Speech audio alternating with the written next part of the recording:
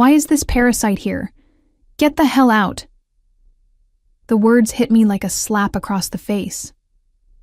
I stood frozen in the doorway of my own beach house, my weekend bag still hanging from my shoulder, staring at my brother-in-law.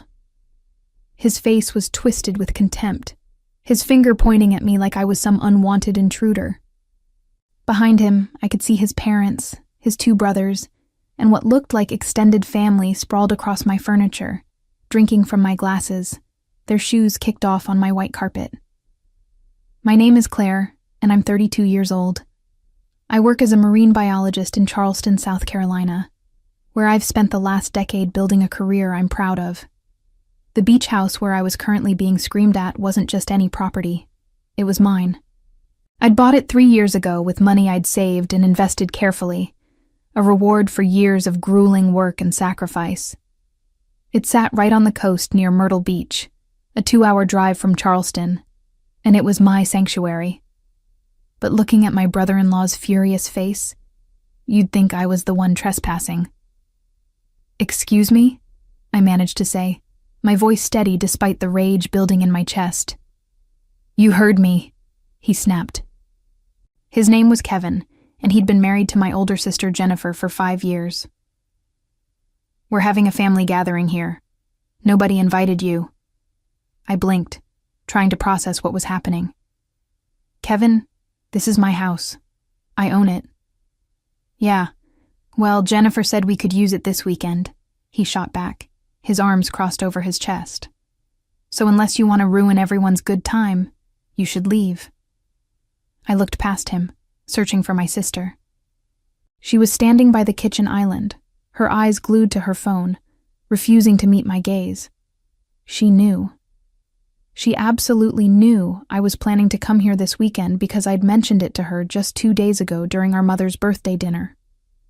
She'd smiled and nodded, told me to have a great time, and then apparently handed out keys to Kevin's entire family, like this was some kind of vacation rental. "Jennifer," I called out, my voice cutting through the chatter of Kevin's family. "Can we talk?" She finally looked up, her expression carefully neutral. "Claire, I didn't think you'd actually come. You're always so busy with work." "I told you I was coming. I specifically said I needed this weekend to decompress." She shrugged, a gesture so casual it made my blood boil. "Well, Kevin's family needed a place to stay, and this house just sits empty most of the time. I figured you wouldn't mind." "You figured wrong." Kevin stepped closer, his jaw tight. "Look, we've got 15 people here who drove hours to get to this place. You're one person, do the math. Just go back to Charleston and come back next weekend." I stared at him, at the audacity dripping from every word. His family was watching now, some looking uncomfortable, others smirking like this was entertaining. Kevin's mother was even shaking her head at me, as if I was the one being unreasonable. Something inside me shifted. I'd spent my entire life being the accommodating one, the sister who didn't make waves, the daughter who kept the peace. I'd loaned Jennifer money when she and Kevin were struggling with their mortgage. I'd babysat their kids countless times without complaint.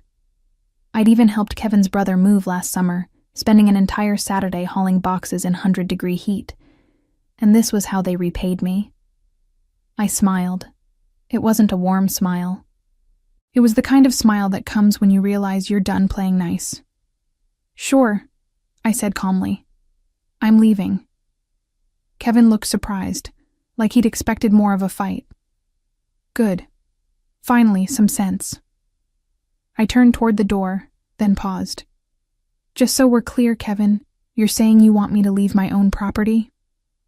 "That's exactly what I'm saying." "And Jennifer, you're okay with this?" My sister wouldn't look at me again. "It's just one weekend, Claire. Don't be dramatic." I nodded slowly, my mind already racing through everything I needed to do. "Okay then, enjoy your weekend." I walked out, leaving the door open behind me. As I got into my car, I could hear laughter from inside the house. They thought they'd won. They thought I'd just roll over and accept this humiliation. They had no idea what was coming. I drove exactly 3 minutes down the road before pulling into a gas station parking lot. My hands were shaking, not from fear, but from pure adrenaline. I pulled out my phone and started making calls. First to my lawyer, then to my property manager, then to someone else I'd been hoping I wouldn't need to contact. By the time I was done, it was getting dark. I sat in my car, watching the sun sink into the ocean, and allowed myself one moment of doubt. Was I really going to do this? Was I really going to burn every bridge with my sister over a beach house? Then I remembered Kevin's face, the contempt in his voice, the way Jennifer had just stood there and let him humiliate me. Yes, I was absolutely going to do this, and they would regret ever treating me like I didn't matter. Growing up, Jennifer and I had been close, or at least I'd thought we were. She was 3 years older, the firstborn daughter who could do no wrong in our parents' eyes. I was the quiet one, the bookish kid who spent more time studying marine life than going to parties.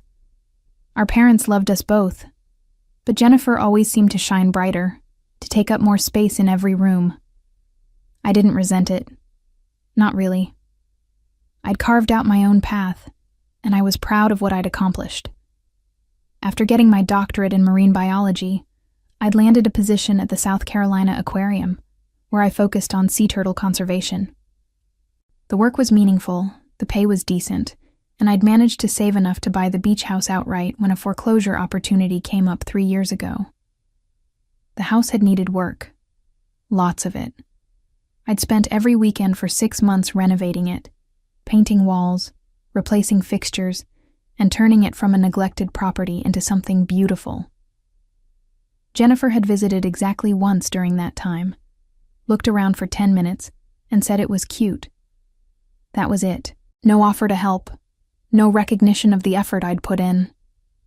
Still, I'd given her a spare key. She was my sister. I'd trusted her. That trust had clearly been misplaced. I checked into a hotel about 20 miles from the beach house, a mid-range chain that was clean and quiet. After settling into the room, I ordered takeout and spread out all my documentation on the bed. Property deed, insurance papers. A copy of the access agreement I'd stupidly signed when Jennifer asked if she could borrow the house, just for emergencies. I'd been too generous, too trusting. My phone buzzed. It was a text from Jennifer. "Why are you being so difficult? It's just one weekend. Kevin's family thinks you're crazy." I stared at the message, my jaw clenching. She had the audacity to make me the villain in this situation. She'd given away access to my property without asking, let her husband scream at me in my own home, and now I was the difficult one? I typed back, "We'll talk about this later." Her response was immediate. "Don't be such a drama queen." I turned off my phone. The next morning, I drove back to Charleston to meet with my lawyer. His name was Gregory, and we'd worked together when I bought the house. He was a calm, methodical man in his 50s, who listened without interrupting as I explained the situation. "So they're currently occupying your property without your permission," he said, taking notes. "Yes. My sister has a key, but I never gave her permission to let other people stay there, especially not for an entire weekend." "And your brother-in-law verbally ordered you to leave? In front of at least 15 witnesses?" Gregory leaned back in his chair, his expression thoughtful. "You have several options here. The nuclear option would be to call the police and have them all removed for trespassing. But given that your sister has a key and presumably implied permission to be there, that might get complicated." "What's the other option?" He smiled slightly. "We make them very, very uncomfortable." I leaned forward. "I'm listening." Over the next hour, Gregory laid out a plan that was both elegant and devastating. It would take some coordination, some quick action, and a willingness to follow through completely. When he finished explaining, he looked at me seriously. "Are you sure you want to do this? Once you start down this path, there's no going back." Your relationship with your sister might be permanently damaged. I thought about Jennifer's face, the way she'd refused to defend me, the way she'd shrugged off my feelings like they meant nothing. I thought about Kevin's sneer, his assumption that he could treat me however he wanted, because I'd always been too polite to fight back. I'm sure. Then let's get started. By noon, things were in motion. I'd made the necessary calls, signed the necessary documents, and set everything up exactly as Gregory had instructed. The beauty of it was that everything was perfectly legal, perfectly within my rights as the property owner. I wasn't doing anything wrong. I was simply enforcing my property rights in a way that Kevin and Jennifer hadn't anticipated. I drove to a coffee shop near the beach, ordered a large iced coffee, and waited. Gregory had told me it would take a few hours for everything to fall into place. I used the time to think about what came next, about how my family would react, about whether I was making a terrible mistake. My phone, which I'd turned back on, started buzzing with messages. My mother, my father, Jennifer, even Kevin. They were all demanding to know what I was doing, why I was being so unreasonable, why I couldn't just let them have this one weekend. Nobody asked if I was okay. Nobody apologized for what had happened. They just wanted me to back down, to be the accommodating Claire they'd always known. That Claire was gone. At 3 p.m, my phone rang. It was Gregory. "It's done," he said simply. "Everything?" "Everything. They should be getting the news right about now." I thanked him and hung up. Then I sat in my car and waited for the explosion I knew was coming. It took exactly 12 minutes. Jennifer's call came first, her voice shrill with panic. "Claire, what the hell did you do? The power just went out. And the water. There's no water." I kept my voice calm. "What are you talking about?" "Don't play dumb. The utilities are off. Kevin tried to call the power company, and they said the account holder requested a temporary service suspension." "Well, I am the account holder," I said reasonably. "And I did request that. Since I'm not using the property this weekend, I saw no reason to keep paying for utilities that unauthorized guests are using." The silence on the other end was deafening. Then, "You can't do this. We have 15 people here. Kevin's parents are elderly. You're going to leave them without power or water?" "I'm not leaving them anywhere. They're welcome to leave my property anytime they'd like. In fact, that's what Kevin told me to do yesterday, wasn't it? Get the hell out." Well, now they can follow their own advice. This is insane. Mom and Dad are going to hear about this. Good. Make sure to tell them how you gave away access to my property without asking, and how Kevin screamed at me to leave my own house. I'm sure they'll be very interested in that part of the story. Jennifer made a strangled sound and hung up. I sat there, feeling a strange mix of emotions. Part of me felt guilty, felt like I'd gone too far. But a larger part of me felt something I hadn't felt in a long time. Powerful. I'd spent so many years being the one who compromised, who bent to keep everyone else happy. For once, I was the one calling the shots. Kevin called next. His voice was pure rage. "You spiteful witch. Do you know what you've done? My mother has a heart condition. She needs to be in a cool environment. Then perhaps you should take her somewhere that has air conditioning. Maybe a hotel. I hear there are several nice ones nearby. This is your fault. You're putting people's health at risk because you're having some kind of tantrum." "No, Kevin. You put people's health at risk when you decided to occupy my property without permission and without ensuring you had proper access to utilities. That's on you, not me. Jennifer's going to fix this. She's calling the power company right now. She can call whoever she wants. The utilities are in my name, the house is in my name, and only I can authorize reconnection. And I won't be doing that as long as you're there. We'll sue you for this." "For what? Exercising my rights as a property owner? Good luck with that.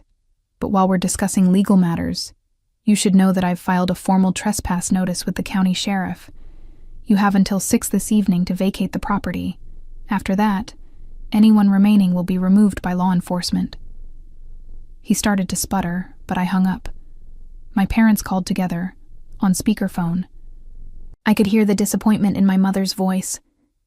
"Claire, sweetheart, this isn't like you. Can't we all just calm down and work this out?" "There's nothing to work out, Mom. Jennifer gave away access to my property without asking. Kevin ordered me to leave my own home. I'm simply enforcing my property rights." "But it's so extreme," my father said. "Cutting off the power and water? Getting the police involved? Can't you just let them finish the weekend? Would you let strangers stay in your house without your permission? Jennifer isn't a stranger. She's your sister. A sister who clearly doesn't respect me or my property.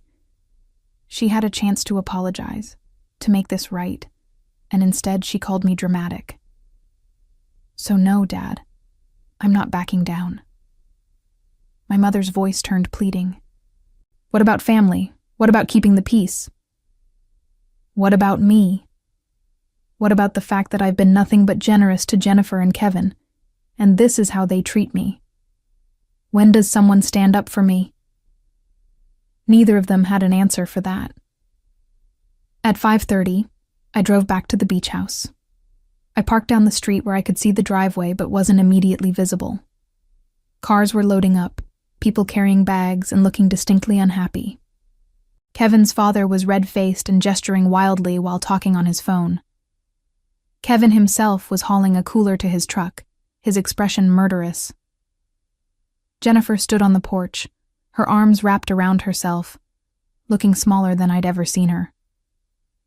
Part of me wanted to feel bad for her. We'd grown up together, shared secrets, laughed until we cried. But then I remembered her face yesterday, the way she'd dismissed my feelings, the way she'd chosen Kevin's convenience over my dignity. Sometimes people showed you who they really were, and you had to believe them. At exactly 6, a sheriff's patrol car pulled into the driveway. The deputy got out, spoke briefly with Kevin, and then began ushering people out.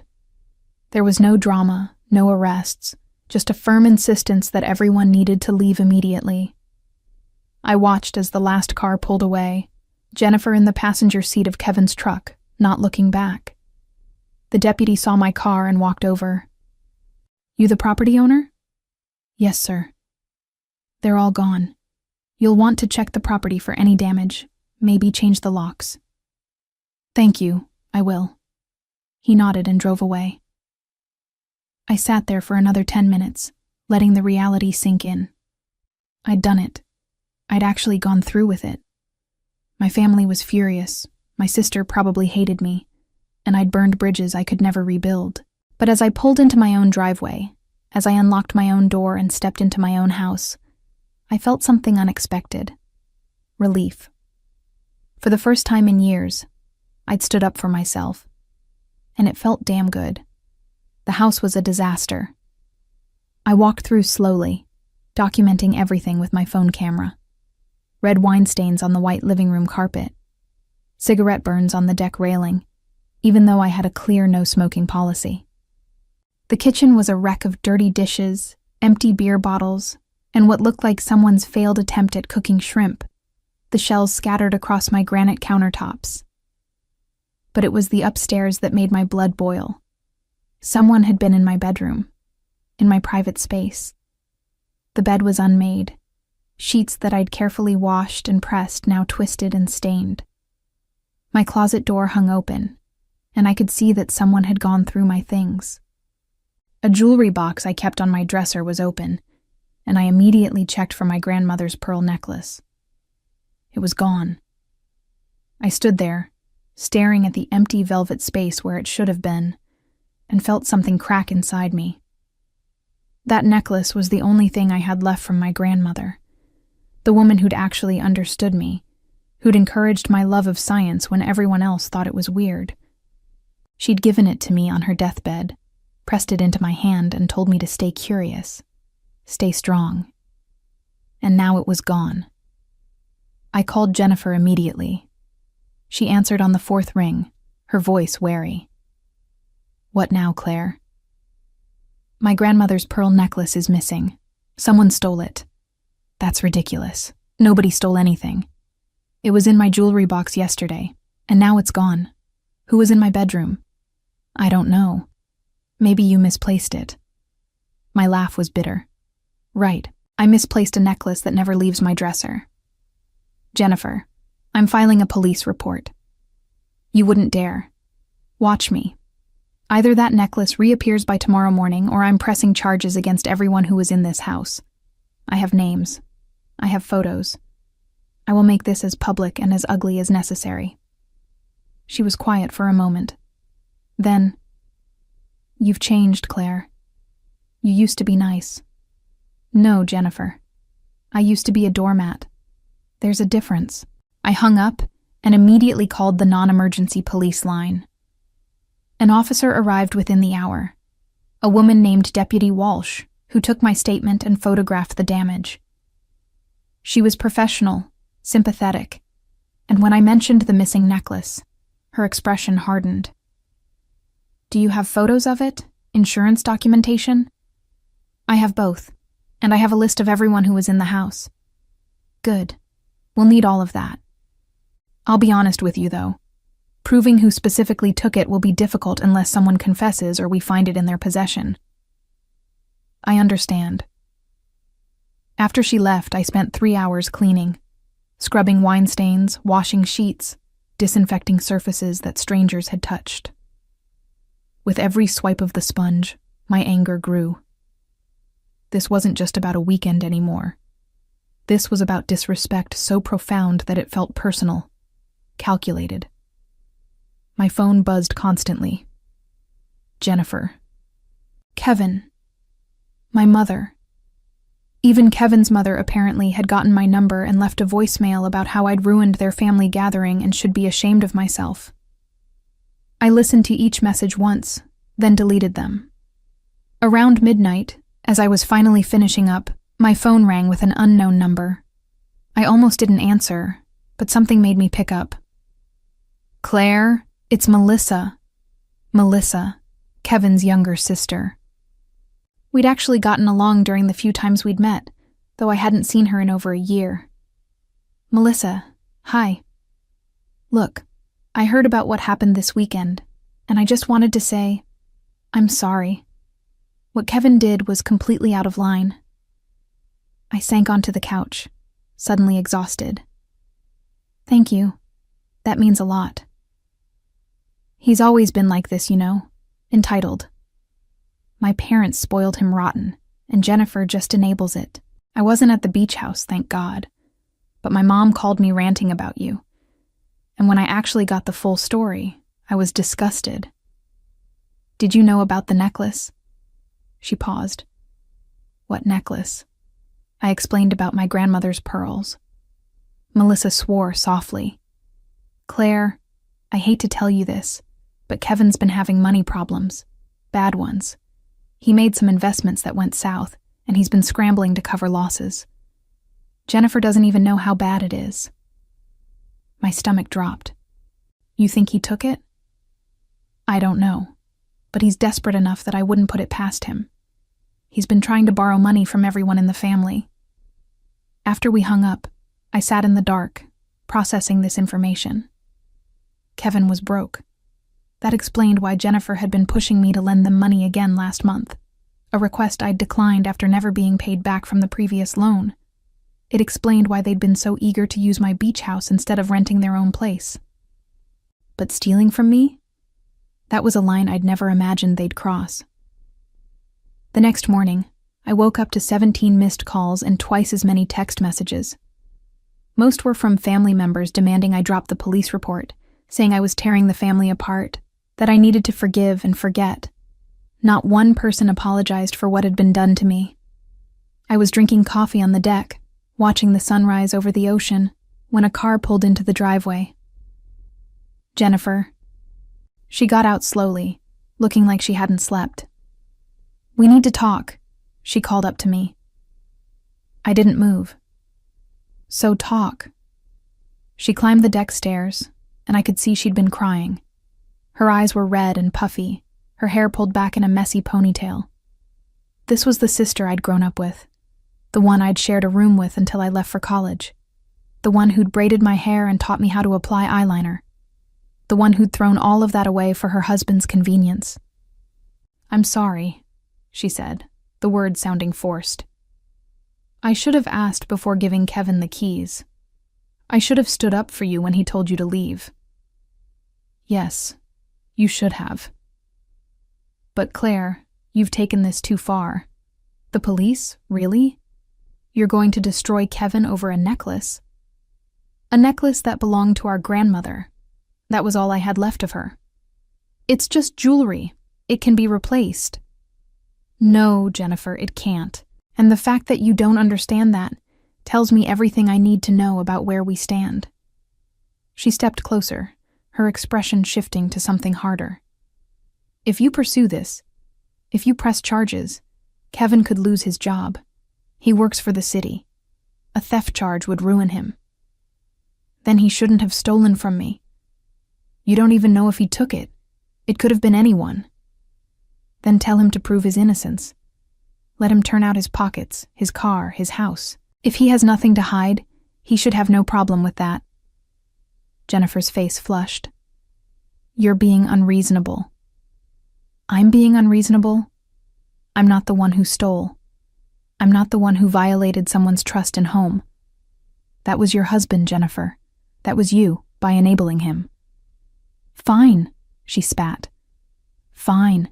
You want to play hardball? Let's play. Mom and Dad are selling their lake house. They were going to leave it to both of us when they died. But guess what? They're changing their will. Everything goes to me now. You're cut out completely." The words should have hurt. A month ago, they would have devastated me. But standing there, looking at my sister's twisted expression, I felt nothing but a cold clarity. If that's what they want to do, that's their choice. But Jennifer, understand this. I'm done. I'm done being the backup plan, the reliable one, the one who gets walked all over because I'm too nice to fight back. You made your choice. Now live with it. She stared at me for a long moment, then turned and walked away. I watched her drive off, and I didn't cry. I didn't feel sad. I just felt free. 3 days after Jennifer's visit, I got a call from Deputy Walsh. "Miss Claire, we've had a development in your case. Can you come down to the station?" I drove there immediately, my heart pounding. Deputy Walsh met me in a small conference room, and she wasn't alone. A detective sat across from her, a middle-aged man with kind eyes and a firm handshake. "I'm Detective Barnes. I understand you reported a theft?" "Yes. My grandmother's pearl necklace." He opened a folder. "We received an interesting call yesterday. Anonymous tip saying we should check a pawn shop in North Charleston. We followed up and we found your necklace." I gasped. "You found it?" "We did. The pawn shop owner provided us with security footage and the name of the person who pawned it." He slid a photograph across the table. It was Kevin. I stared at the image, at my brother-in-law's face caught clearly on camera as he handed over my grandmother's necklace for cash. The timestamp showed it was from Saturday evening, just hours after he'd left my beach house. "That's him," I said, my voice hollow. "That's my brother-in-law." Detective Barnes nodded. "We've issued a warrant for his arrest. Grand larceny, given the necklace's appraised value of $4,000. He'll be picked up within the next 24 hours. $4,000. I'd had it appraised 2 years ago for insurance purposes, never imagining I'd need that information for something like this. What happens now? Now we build a case.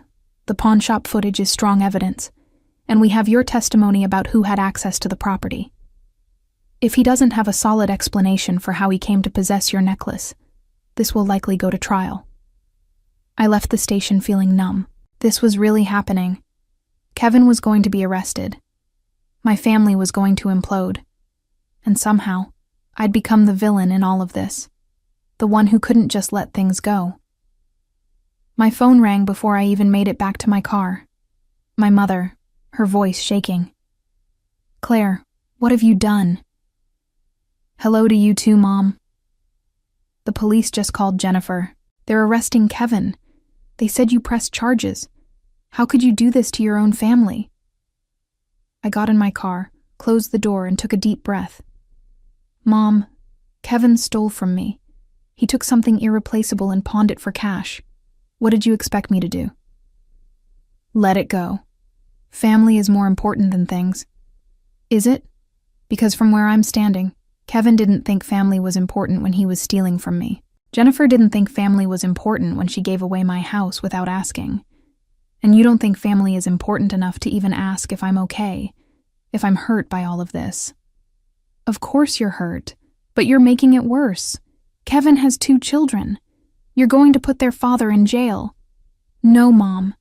Kevin put himself there when he decided to commit a felony. I didn't steal the necklace. He did. Claire Marie, I am your mother, and I am telling you to drop these charges right now. Something in me snapped. Or what? You'll cut me out of the will?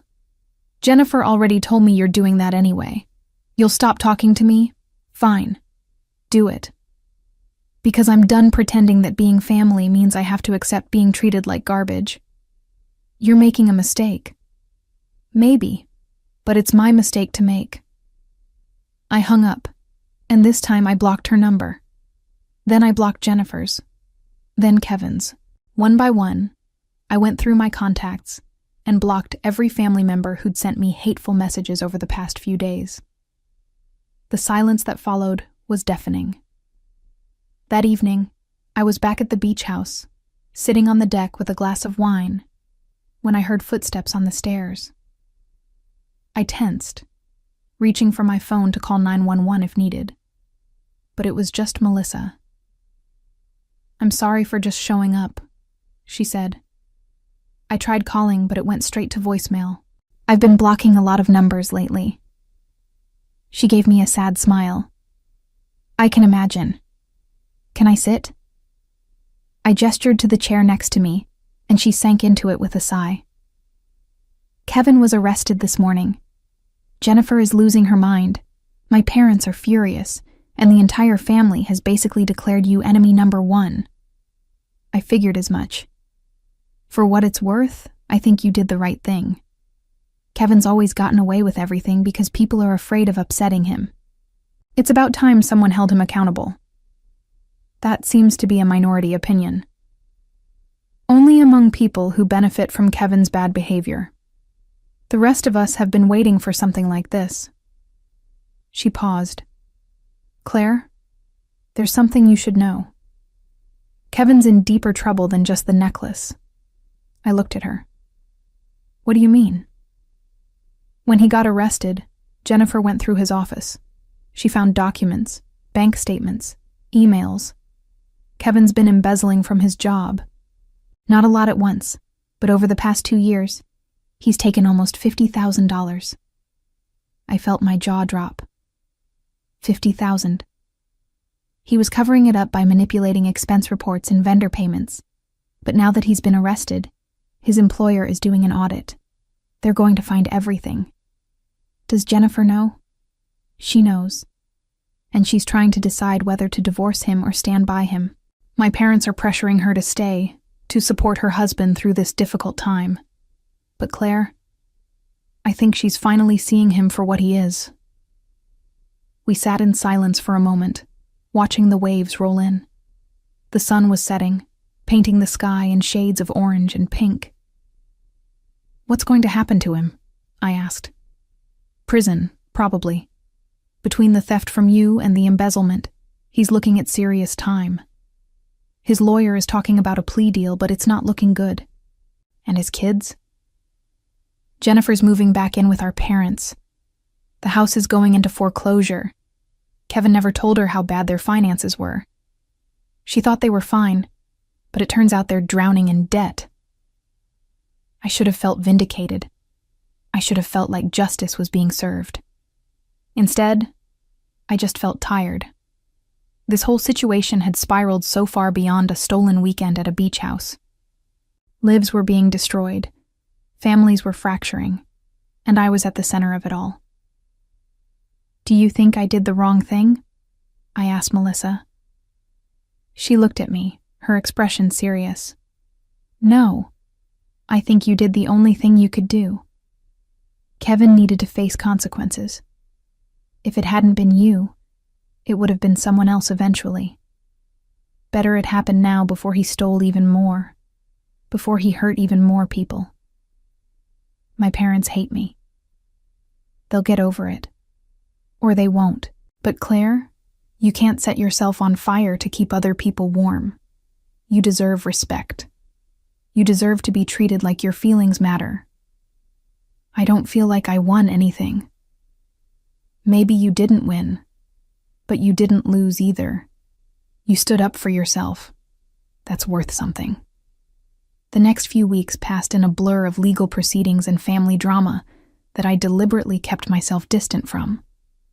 Kevin's arrest made the local news, which meant everyone knew what had happened.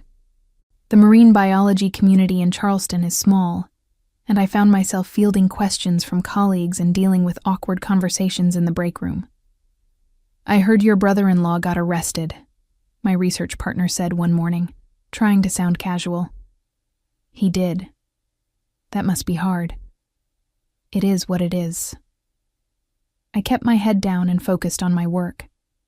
We were in the middle of sea turtle nesting season, which meant long hours monitoring beaches and protecting eggs from predators. The work was exhausting, but grounding. There was something clarifying about spending your days focused on preservation and life cycles, on species that had survived for millions of years by adapting to change. I needed to adapt too. Deputy Walsh called me on a Thursday afternoon with an update. Kevin's lawyer had reached out about the necklace case, wanting to negotiate a plea deal that would involve restitution and probation. The embezzlement case was going to trial, but the theft charge could potentially be settled. "What do you think?" I asked her. "It's up to you. If you want to pursue this criminally, we have a strong case. But if you'd accept restitution and a formal admission of guilt, that's an option too." I thought about it. Did I want to see Kevin go to prison for stealing from me, on top of whatever he'd face for the embezzlement? Did I want that level of revenge? What would restitution look like? "He'd have to pay you the full appraised value of the necklace plus damages for the other property damage at your beach house. And he'd have to plead guilty in court, which would go on his record. Let me think about it." That evening, I got an unexpected visitor. Jennifer showed up at my apartment in Charleston, looking hollow. She'd lost weight, her cheekbones sharp beneath her eyes, and she seemed to have aged 5 years in the past month. "Can I come in?" she asked. I almost said no, but something about her expression, the defeat in her posture, made me step aside. She walked into my living room, sat on my couch, and immediately started crying. Not delicate tears, but the kind of sobbing that comes from somewhere deep and broken. I stood there awkwardly, not sure what to do. Finally, I sat down beside her and waited. "I'm sorry," she gasped out between sobs. "I'm so sorry, Claire. You were right about everything. About Kevin, about me, about all of it. Jennifer, no, let me say this. I was a terrible sister. I chose Kevin over you repeatedly, and I convinced myself it was okay because he was my husband, and you were always so strong, so capable. I thought you didn't need me the way he did. I did need you. I needed you to have my back. I know that now." She wiped her eyes. "Kevin's lawyer showed me everything. The embezzlement, the gambling debts, the lies. He's been lying to me for 2 years. We're losing the house. My credit is destroyed. His parents are furious at me for considering divorce. And Mom and Dad are acting like I'm the one who did something wrong by being upset." I didn't say anything. What was there to say? "The necklace," she continued. "He told me he found it at a pawn shop, that he was going to surprise you by buying it back. I actually believed him. I defended him to you. And the whole time, he was the one who took it. I know. I don't expect you to forgive me. I don't even know if I deserve forgiveness. But I needed to tell you that I see it now. I see what I did, what I enabled. And I'm sorry. We sat there in silence for a long time. Finally, I spoke. I forgive you. She looked at me, startled. What? I forgive you. Not because what you did was okay, and not because we can just go back to how things were, but because holding on to anger is exhausting, and I'm tired. You're my sister. I love you. But loving you doesn't mean I have to accept being treated badly. Fresh tears rolled down her cheeks. What do we do now? Now, you figure out your life. You decide if you're staying with Kevin or leaving him. You rebuild. And I do the same. Can I call you sometimes? I thought about it carefully. Yes. But Jennifer, things are different now. I'm not going to be your backup bank account, or your free babysitter, or the person you only remember exists when you need something. If we're going to have a relationship, it has to be equal. I understand, and I'll do better, I promise. After she left, I called Deputy Walsh and told her I'd accept the plea deal for the necklace case. Kevin would plead guilty, pay restitution, and have it on his record. That felt like enough. The embezzlement case would proceed without my involvement, and whatever happened there was between Kevin and his employer. 2 weeks later, I stood in my beach house, which I'd had professionally deep cleaned and restored. New carpet in the living room, fresh paint on the walls, new locks on every door. I'd even installed a security system that would alert me if anyone tried to enter without authorization. The house felt clean again, mine again. I was making coffee in the kitchen when my phone rang. It was a number I didn't recognize, but something made me answer. Claire, this is Melissa. I hope it's okay that I'm calling. Of course. What's up? I wanted to let you know that Kevin took a plea deal on the embezzlement case. 2 years in minimum security, 5 years probation after that. Jennifer filed for divorce yesterday. How's she doing? Better than expected. She moved into a small apartment, got a job as a medical receptionist. Mom and Dad are barely speaking to her because she's not standing by Kevin, but honestly, I think she's better off without their input. And you? How are you doing? I'm okay. Actually, I wanted to ask you something. I'm planning a girls' weekend next month. Just me and a couple of friends, nothing fancy. Would you maybe want to come? No family drama, I promise. Just beach time and good company. I looked out at the ocean, at the waves rolling endlessly toward shore. I'd like that, I said. I'd really like that. After we hung up, I took my coffee out to the deck and sat in the morning sun. My phone buzzed with a text from my research partner, asking if I wanted to grab lunch, then another from a colleague inviting me to a conference next month. My life was moving forward. Not the life I'd planned, not the family structure I'd always assumed would be there, but something new. Something that was entirely mine. I thought about my grandmother, about what she'd told me with her dying breath. Stay curious. Stay strong. I'd done both. I'd stayed strong when it would have been easier to fold. I'd stayed curious about what life could look like when you stopped accepting scraps of respect and demanded what you deserved. The necklace was back in my jewelry box upstairs, cleaned and polished. But I'd learned something over these past weeks. I didn't need it to remember my grandmother's lessons. They were already part of me, woven into every decision I'd made, every boundary I'd enforced. I'd lost a family that never truly valued me. But I'd found something more important. Myself. 6 months after Kevin's arrest, I received a letter from the district attorney's office. Kevin's embezzlement trial had concluded, and he'd been sentenced to 3 years in state prison, with the possibility of parole after 18 months. The restitution he owed his employer exceeded $200,000, a debt that would follow him for the rest of his life. I read the letter twice, then filed it away in a drawer I rarely opened. Life had moved on in ways I hadn't expected. The beach house had become my true sanctuary, a place where I spent almost every weekend. I'd started inviting colleagues and friends down, hosting small gatherings that were nothing like the chaotic invasion Kevin's family had staged. These were evenings of good wine, intelligent conversation, and laughter that felt earned rather than forced. Melissa had become a genuine friend. She'd brought her friends for that weekend she'd mentioned, and we'd all clicked immediately. Through her, I'd met people who valued authenticity over family obligation, who understood that sometimes the healthiest thing you could do was walk away from toxicity. Jennifer and I spoke occasionally, brief phone calls where she updated me on her life. She'd completed a medical coding certification program and gotten a better job at a hospital. Her kids were adjusting to the divorce, seeing Kevin during supervised visits arranged through the prison. She'd stopped trying to justify his behavior or minimize what he'd done. I was so busy defending him that I forgot to ask if he deserved defending, she'd told me during one call. I'm sorry it took me so long to see it.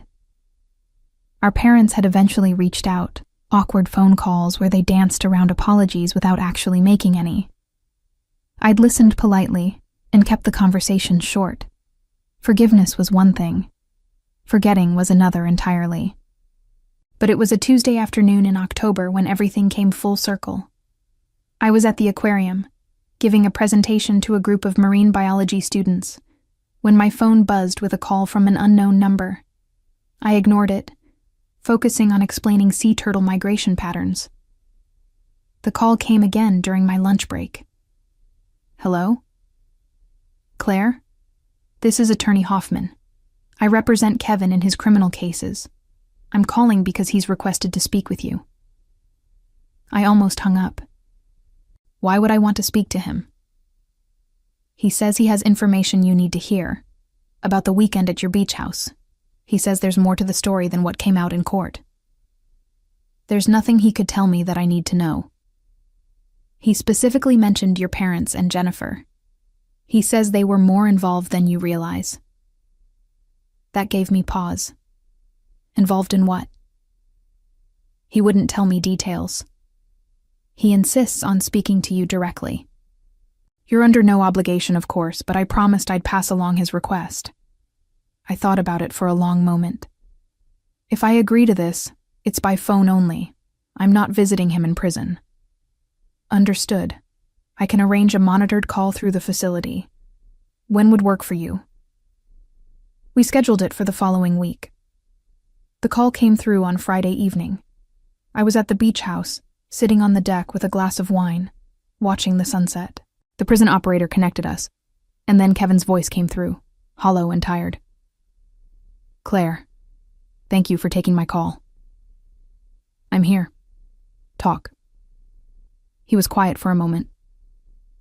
I need you to understand something. What I did was wrong. Stealing from you, lying to Jennifer, the embezzlement. All of it was wrong, and I'm not making excuses. But that weekend at your beach house, that wasn't just my idea. What are you talking about? Your parents planned it. Mom knew you were coming down that weekend. She specifically told Jennifer to give me the keys and invite my family, told her to make sure I'd confront you. My blood ran cold. You're lying. I'm not. Your mother has hated that you have money, that you have this house, that you succeeded without their help. She thought if I humiliated you enough, you'd sell the beach house and split the money with Jennifer. She told me exactly what to say, how to push your buttons. The whole thing was staged. That's insane. Is it? Think about it, Claire. Why would Jennifer just hand over keys to your house without asking? Why was my entire family ready to go that specific weekend? Your mother set it up because she wanted you to feel small, to remember your place in the family hierarchy. I stood up, pacing the deck. Even if that's true, you still stole from me. You still took my grandmother's necklace. I did. And that part was all me, I admit it. I was desperate for money, and I saw an opportunity. But I want you to know the truth about how we ended up there in the first place. Your parents used me as a weapon against you, and I was stupid enough to go along with it. Why are you telling me this now? Because I've had a lot of time to think in here, about the person I was, the choices I made. And because I think you deserve to know that the people you're trying to rebuild relationships with were the ones who orchestrated the whole thing. After the call ended, I sat in the darkness, my wine untouched, processing what I'd heard. If Kevin was telling the truth, and his lawyer's presence on the call suggested he was being honest, then my parents hadn't just failed to defend me. They'd actively set me up to be humiliated. I pulled out my phone and scrolled to my mother's contact. I'd unblocked her number months ago but hadn't used it. Now I pressed call. My mother answered on the third ring, her voice cautious. "Claire, is that you? It's me. We need to talk." "Oh, sweetheart, I'm so glad you called. Your father and I have been wanting to reach out, but we weren't sure if you were ready. Were you involved in planning the beach house incident?" Silence. "What? I don't know what you're talking about." "Kevin called me today. He told me you and Dad orchestrated that entire weekend. That you specifically told Jennifer to give him the keys, to make sure I'd show up and be confronted. Is that true?" More silence. Then, "Kevin is a criminal and a liar. You can't believe anything he says." "Answer the question, Mom. Did you plan it?"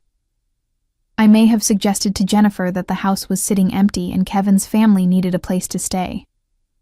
I didn't think you'd actually show up that weekend. You knew I was coming. Jennifer told you at your birthday dinner. Well, I thought you'd be reasonable about it. I thought you'd understand that family needed the space more than you did." I laughed, a sound without humor. "You set me up.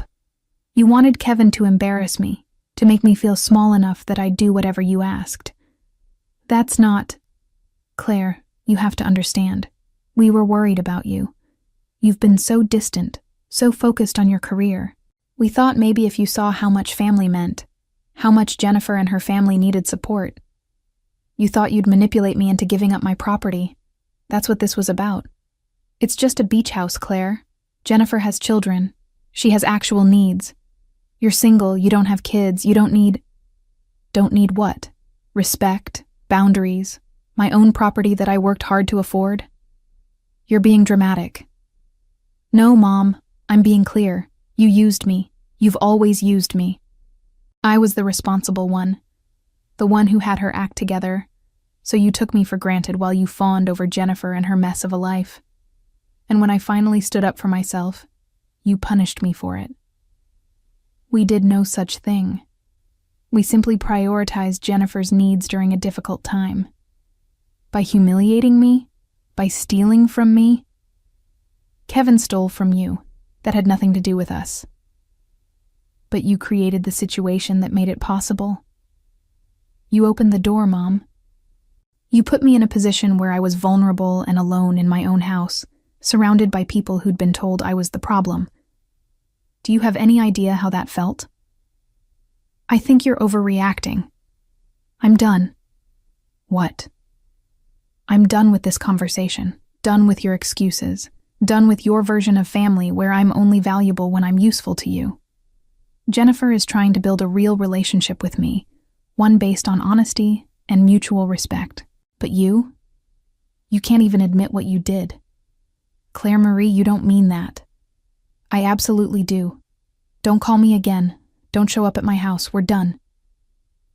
I hung up before she could respond, and this time I blocked the number for good. My hands were shaking. I felt like I'd been punched in the stomach, all the air knocked out of my lungs. But underneath the shock was something else. Clarity. For years, I'd thought I was the problem. I'd internalized their criticism, their dismissal, their constant message that I needed to be more accommodating, more generous, more willing to sacrifice. I'd believed that being a good daughter, a good sister, meant accepting whatever they dished out. But it had all been manipulation. They'd seen my success, my independence, and instead of being proud, they'd been threatened. They'd wanted to cut me down to size, to remind me that I wasn't really better than them just because I had a doctorate and a beach house and a life I'd built on my own terms.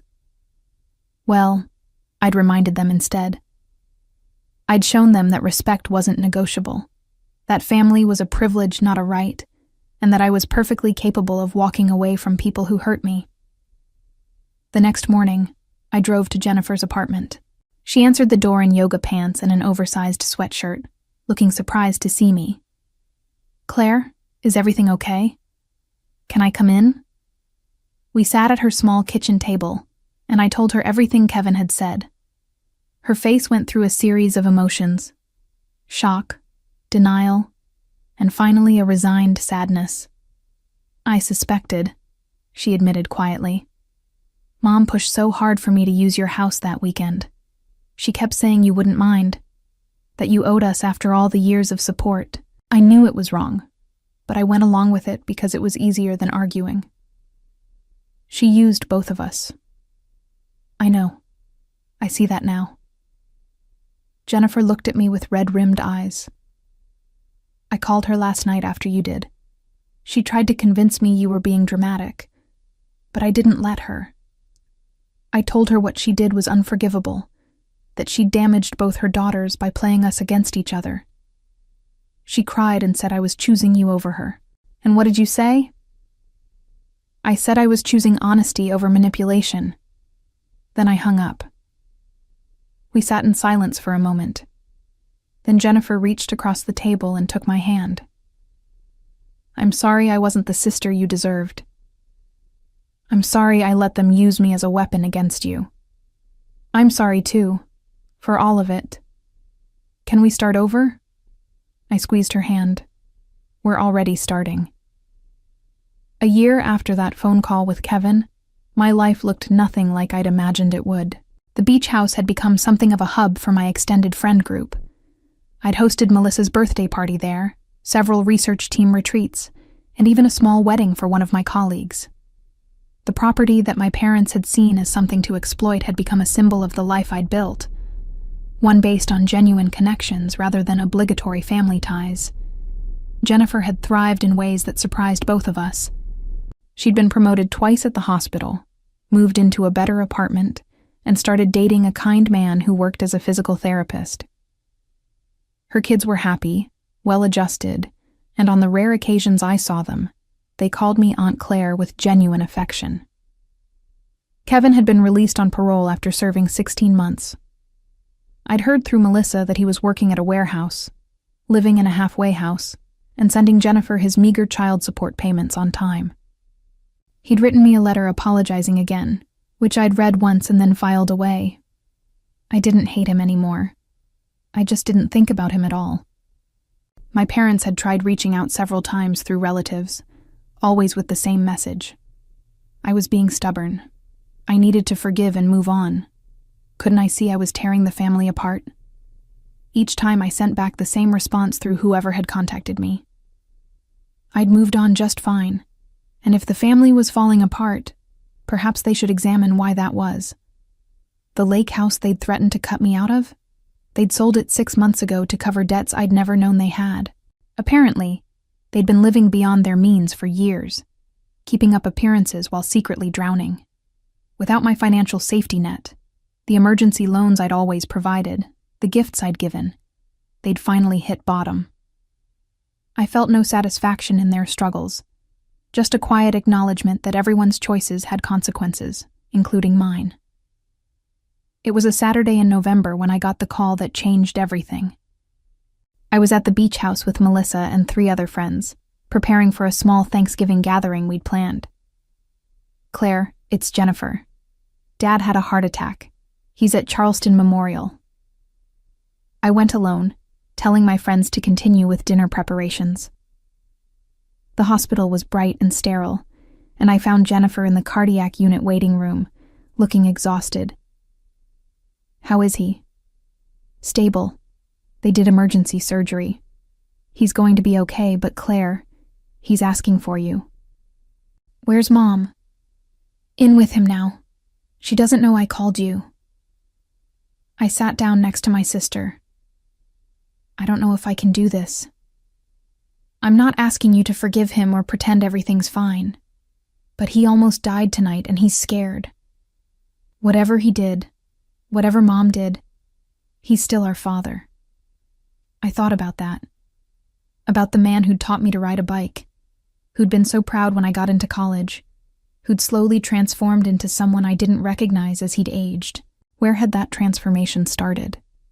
When had prioritizing appearances over authenticity become more important than his own daughter's well-being? 5 minutes, I said. I'll give him 5 minutes. My mother was leaving the room as I approached. She stopped when she saw me, her face cycling through surprise, anger, and something that might have been shame. "Claire." "Mom, you came." Jennifer called me. We stood in the hallway. 2 women who'd once been so close and were now effectively strangers. "I'm glad you're here," she said finally. "He needs to see you." I walked past her without responding. My father looked small in the hospital bed, diminished by wires and monitors. His eyes opened when I entered, and something like relief crossed his face. "Claire, you came." "I came. I'm sorry." His voice was weak but clear. "For everything. For not protecting you. For going along with your mother's schemes. For choosing comfort over doing what was right. I'm sorry." I pulled up a chair and sat down. "Why did you do it? Why did you let Mom manipulate all of us?" "Because it was easier. Because saying no to her meant conflict. And I've always hated conflict. I told myself I was keeping the peace, but really I was just being a coward. You hurt me, Dad. Badly. I know, and I can't undo it. But I can tell you that watching you walk away, watching you build a life without us, taught me something. You were braver than I ever was. You chose integrity over comfort, and I should have done that years ago." We talked for 20 minutes, and while it didn't fix everything, it felt like a start. Not a reconciliation exactly, but an acknowledgement. He couldn't undo the past, and I couldn't forget it. But maybe we could find something new to build on. When I left the hospital, my mother was waiting in the hallway. "Thank you for going in," she said stiffly. "I didn't do it for you." "I know. But Claire, I need to say something. I was wrong. About everything. I let jealousy and insecurity turn me into someone I don't recognize, and I hurt you because of it. I don't expect forgiveness, but I needed you to know that I see what I did." I looked at her, really looked at her, and saw someone who'd spent so much energy controlling others that she'd lost herself. She looked older, tired, defeated. "I appreciate you saying that," I said. "But Mom, it's going to take more than words. It's going to take time and change and consistent effort. If you're willing to do that, then maybe someday we can figure out what our relationship looks like. But it won't ever be what it was." "I understand." I drove back to the beach house where my friends were waiting with warm food and warmer smiles. They asked if I was okay, and I realized I was. Not perfect, not completely healed, but okay. That night, after everyone had gone to bed, I sat on the deck alone and thought about the journey that had started with me being screamed at in my own home. I'd lost a lot. The family I'd thought I had, the naive belief that blood always meant loyalty, the comfort of not making waves. But I'd gained more: self-respect, genuine friendships, a sister who was finally becoming someone I could trust, and most importantly, I'd gained the knowledge that I could stand up for myself and survive. Thrive, even. Kevin served out his parole period working minimum wage jobs, his career and reputation destroyed beyond repair. His relationship with his children remained strained, limited to supervised visits that highlighted everything he'd lost through his choices. The embezzlement conviction followed him everywhere, ensuring he'd never work in finance or city government again. He'd sold everything of value to pay restitution, living in a dingy apartment with second-hand furniture, a permanent reminder of how far he'd fallen.